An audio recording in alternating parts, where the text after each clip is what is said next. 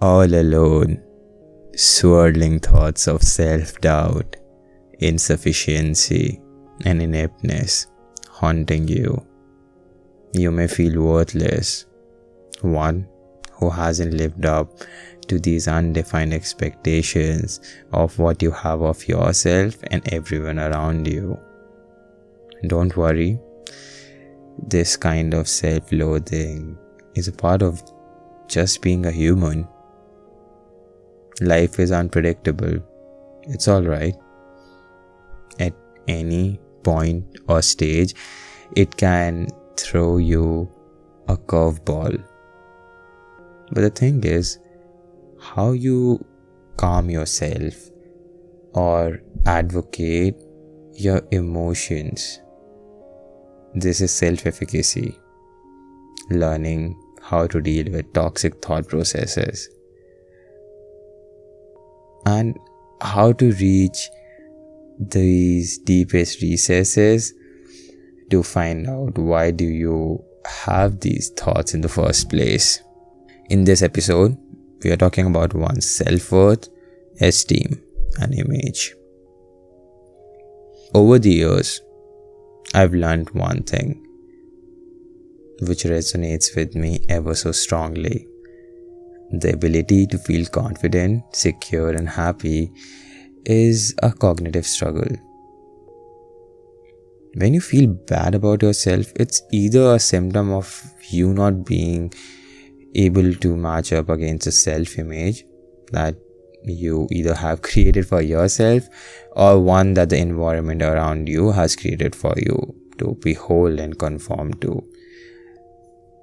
These cognitive failures of not being able to create a reasonable self-image in one's head results in developing insecurity, resentment, anger, and other vices that you can think of. German philosopher Immanuel Kant saw that one has a duty to respect oneself, which consists in regarding oneself as equal in moral status to other people around. This is a very important idea, to see yourself as equal to people around you. American political philosopher John Rawls points out that the society should provide basis for its people to find social worthiness that's crucial for their self-esteem. I see social media to have changed many core underlying social structures. When everyone's life is on display, then the social basis of feeling worthy is often derived from the number of people who follow you on your social media platforms.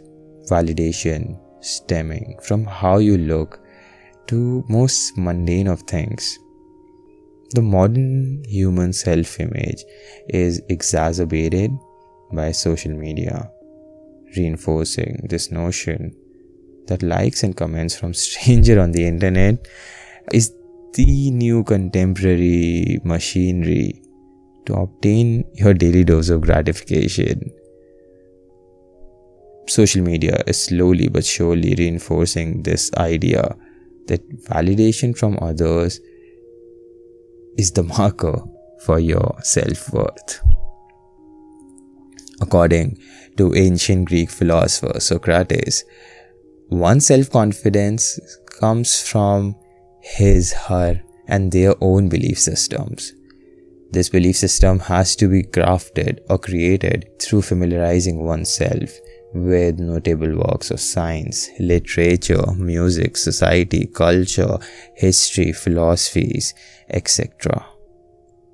After this sort of education, an individual can craft and create a self-image that's well thought out, based on an understanding of one's self-determined goals for meaningful aspirations.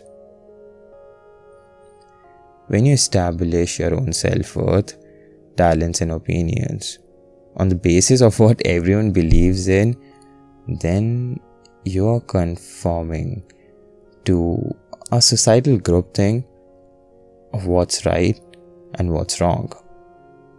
Socrates believed that for an individual to earn self-confidence and security in one's own personality, they must challenge themselves, step out of their comfort zones, and challenge one's thinking on various subjects, then carefully create a self-image.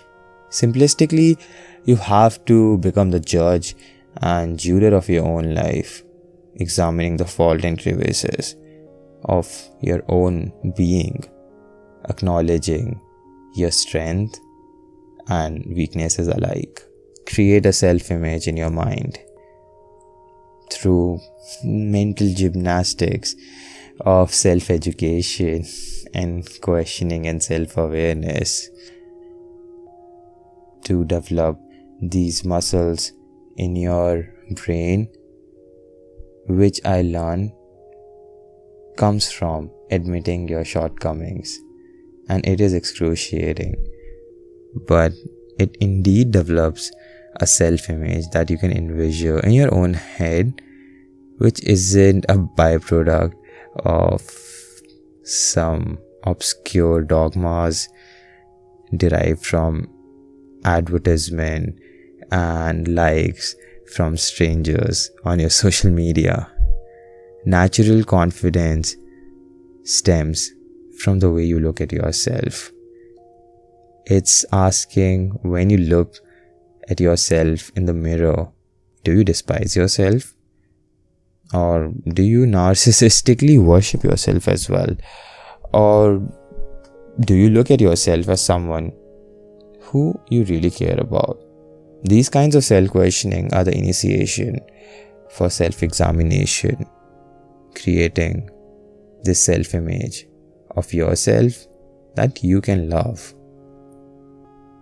This new self-image will be based upon a reasonable set of goals, carrying your aspirations, creative incline, taking into account your unique individuality.